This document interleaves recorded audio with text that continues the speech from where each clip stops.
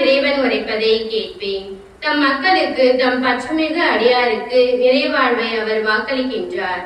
அவர்களோ மடமைக்கு திரும்பி செல்லாகாது. அவருக்கு அஞ்சி நடப்போர்க்கு அவரது மீட்பு அண்மையில் உள்ளது என்பது உறுதி. நம் நாட்டில் அவரது மாட்சி குடிகொள்ளும். பேரன்பும் உண்மையும் ஒன்றையொன்று சந்திக்கும். நீதியும் நிறைவாழ்வும் ஒன்றையொன்று முத்தமிடும். மண்ணின்று உண்மை முளைத்திடும். மின்னின்று நீதி கீழ் நோக்கும். நல்லதையே ஆண்டவர் அருள்வார். நல்விளைவை நம் நாடு நல்கும். ஆமீன்.